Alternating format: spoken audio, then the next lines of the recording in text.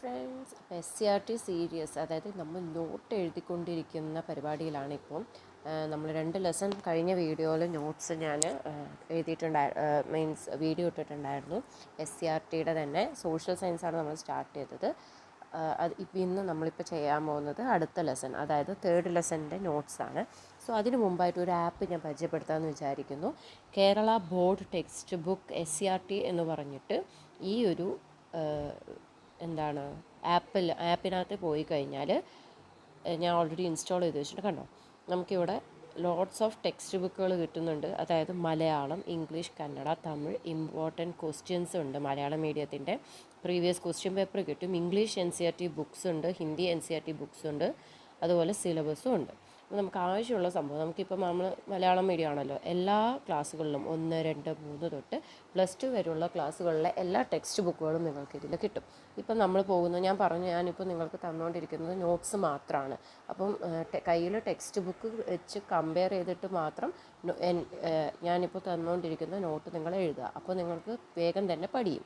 Okay, അപ്പോൾ നമ്മൾ 5th നമ്മളിപ്പോൾ സോഷ്യലിലാണ് പഠിച്ചുകൊണ്ടിരിക്കുന്നത്. സോഷ്യലിലെ ചാപ്റ്റർ 1 ബേസിക് PDF ആണ് എടുക്കുന്നത്. കണ്ടോ, ഇപ്പോൾ നമുക്ക് കിട്ടി. ഇതിനകത്ത് പുതിയ ചാപ്റ്റേഴ്സ് ഇൻക്ലൂഡഡ് അല്ല, ബട്ട് പഴയ ചാപ്റ്റേഴ്സ് ഇൻക്ലൂഡഡ് ആണ്. സോ പഴയത് വേണ്ടവർക്ക് ഇപ്പോൾ ഇതിനകത്ത് നമുക്ക് നോക്കാം, പുതിയത് ഇതിനകത്ത് ഇല്ല. ഓക്കെ,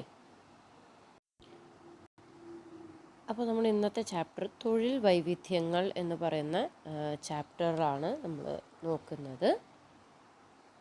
തൊഴിൽ വൈവിധ്യങ്ങൾ. ഓക്കെ, ഈ ഒരു ചാപ്റ്ററിൽ നിന്നാണ് നമ്മൾ ഇന്നത്തെ നോട്ട്സ് ഞാൻ നിങ്ങൾക്ക് തരാൻ പോകുന്നത്.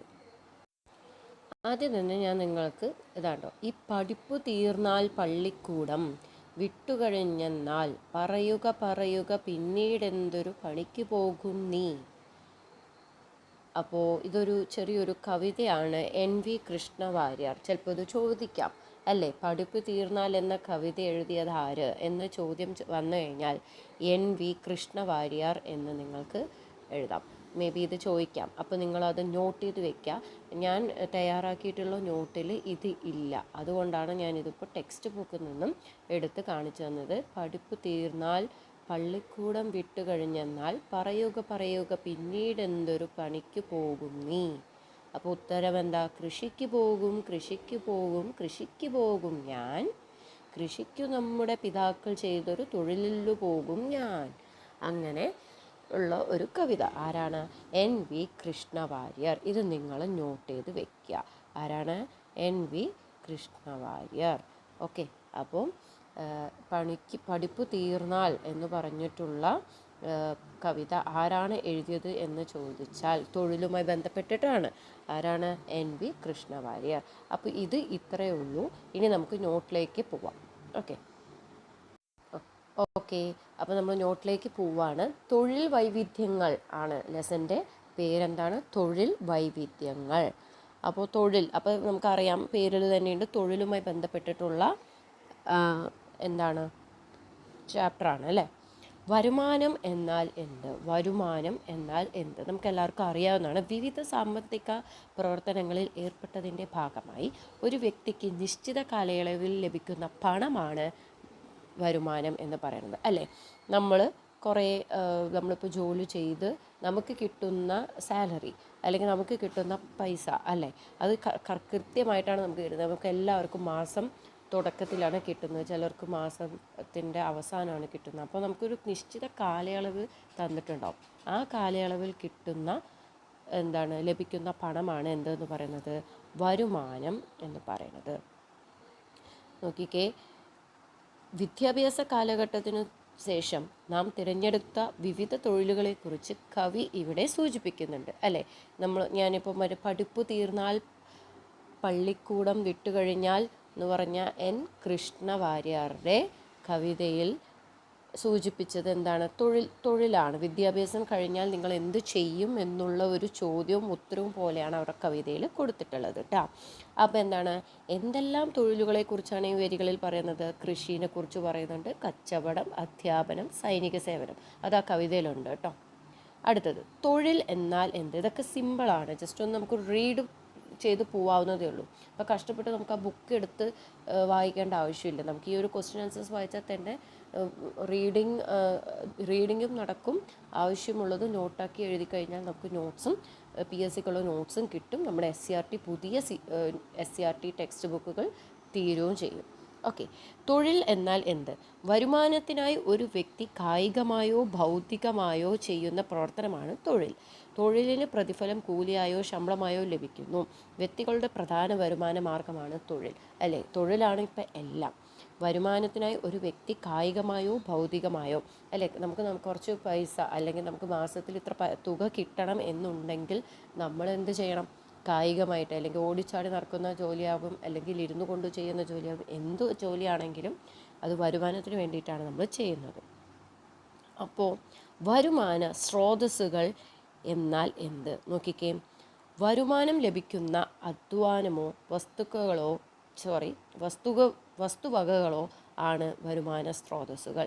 അതായത് കൃഷി, ബിസിനസ്, ബാങ്ക് നിക്ഷേപങ്ങൾ, ആസ്തികൾ. അല്ലേ, നമുക്ക് കൃഷിയുണ്ട്. അപ്പോൾ കൃഷി എന്ന് പറയുമ്പോൾ എന്താണ്? നമ്മൾ സ്വന്തമായിട്ട് ഏതെങ്കിലും ഒരു നെല്ലാവാം, അല്ലെങ്കിൽ പച്ചക്കറികളാവാം, പഴങ്ങളാവാം, അത് വെച്ചിട്ട് നമ്മൾ ഉണ്ടാക്കുന്ന വരുമാനം. അല്ലെങ്കിൽ ബിസിനസ്, ഞാൻ സ്വന്തമായിട്ടൊരു ബിസിനസ് തുടങ്ങി, ഒരു വിപണന വസ്ത്രം വിൽപ്പന ഞാൻ സ്റ്റാർട്ട് ചെയ്തു. അതിൽ നിന്നും കിട്ടുന്ന വരുമാനമാണ് എൻ്റെ വരുമാനം. ബാങ്ക് നിക്ഷേപങ്ങൾ, അല്ലേ, ഇപ്പോൾ ബാങ്കിൽ നമുക്ക് 1,00,000 രൂപ ഇട്ട് കഴിഞ്ഞ് കഴിഞ്ഞാൽ അത് നമ്മൾക്ക് കിട്ടിയ വരുമാനം നമ്മൾ സേവിങ്സ് പോലെ ഇടുന്നുണ്ട്.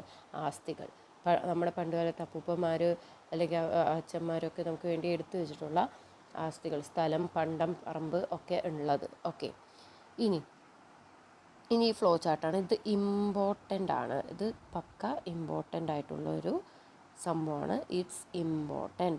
നോക്കിക്കേ, ഞാൻ പറയാം. അതായത്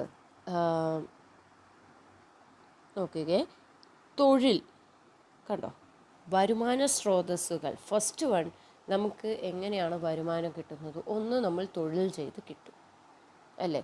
2, നമുക്ക് കൃഷി ചെയ്താൽ കിട്ടും. 3, നമ്മൾ സ്വന്തമായിട്ടൊരു ബിസിനസ് സ്റ്റാർട്ട് ചെയ്താൽ നമുക്ക് കിട്ടും.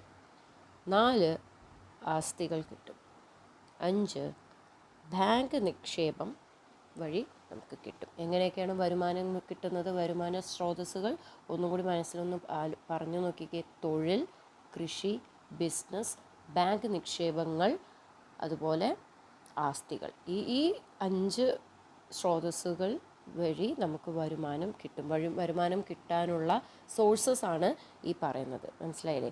വരുമാനം കിട്ടാനുള്ള സോഴ്സസ് എന്തൊക്കെയാണ്? 1, തൊഴിൽ, കൃഷി, ബിസിനസ്, ബാങ്ക് നിക്ഷേപം, ആസ്തികൾ. മനസ്സിലായില്ലേ? ഓക്കെ, അടുത്തത് ഈ ഒരു ഫ്ലോ ചാർട്ട് പഠിച്ചു വയ്ക്കുക കേട്ടോ. അടുത്തത് ഇതാണ്. അടുത്ത ഇമ്പോർട്ടൻ്റ് ആണ്, കാണുന്നുണ്ടാവും. വരുമാന സ്രോതസ്സുകൾ, വരുമാനം. ഈ ബോക്സ് അങ്ങനെ തന്നെ പഠിക്കുക കേട്ടോ. ഈ ബോക്സ് അങ്ങനെ തന്നെ പഠിക്കുക. നോക്കിക്കേ, വരുമാന സ്രോതസ്സുകൾ. ഫസ്റ്റ് വൺ എന്താണ്? കൃഷിയാണ്, അല്ലേ. ഫസ്റ്റ് വൺ എന്താണ്? കൃഷി എങ്ങനെയാണ് വരുമാനം കിട്ടുന്നത്? വിള, അല്ലേ. വിളവെടുപ്പ് നടക്കുമ്പോഴാണ് നമുക്ക് കൃഷി നടക്കുന്നത്. അങ്ങനെയാണ് നമുക്ക് വരുമാനം കിട്ടുന്നത്. തൊഴിൽ എങ്ങനെയാണ്? കൂലിയായിട്ടോ ശമ്പളമായിട്ടോ ആണ് കിട്ടുന്നത്. ഇപ്പോൾ ദിവസേന അടിസ്ഥാനത്തിൽ ജോലി ചെയ്യുന്നവർക്ക് കൂലിയായിട്ടും മാസാമാസം ആയിട്ട് തരുന്നതിന് നമ്മൾ ശമ്പളം എന്നായിട്ടാണ് പറയുന്നത്. അതായത് ഒരു നിശ്ചിത കാലയളവിന് ശേഷം കിട്ടുന്ന പണം, അതാണ് നമുക്ക് ശമ്പളമായിട്ട് കിട്ടുന്നത്. പിന്നെ എങ്ങനെയാണ്? ബിസിനസ്സിൽ നമുക്ക് എങ്ങനെയാണ് ഇപ്പോൾ ലാഭം? അതായത് ഇപ്പോൾ ഒരു വസ്ത്രക്കച്ചവടം ചെയ്തു. വസ്ത്രക്കച്ചവടം ചെയ്യുന്ന സമയത്ത് ഒരു 100-ൽ ഒരു 50 തുണി നമ്മൾ വിറ്റ് കഴിഞ്ഞാൽ അതിൽ നിന്ന് കിട്ടുന്ന ലാഭം, 100-ൽ 100 വിറ്റ് കഴിഞ്ഞാലും അതിൽ നിന്ന് നമുക്ക് കിട്ടുന്ന ലാഭമാണ് എന്താണ് ബിസിനസ്സിൽ നടക്കുന്നത്. ബിസിനസ് എന്ന് പറയുന്നത് ഒരു കിട്ടി പോയാൽ പോയി എന്ന് പറയുന്ന ഒരു ടേമാണ്, അല്ലേ. നമുക്ക് വേണമെങ്കിൽ നഷ്ടവും വരാം, ലാഭവും വരാം. അടുത്തെന്താണ്? ബാങ്ക് നിക്ഷേപം, അല്ലേ. ബാങ്ക് നിക്ഷേപം ഒരു 50 ലക്ഷം ബാങ്കിനകത്ത് ഇട്ട് കഴിഞ്ഞാൽ നമുക്ക് പലിശ തന്നെ മതി ജീവിക്കാൻ. പലിശ നമുക്ക് കിട്ടും. അങ്ങനെയും നമുക്ക് വരുമാനം ഉണ്ടാക്കാം. അടുത്തെന്താണ്?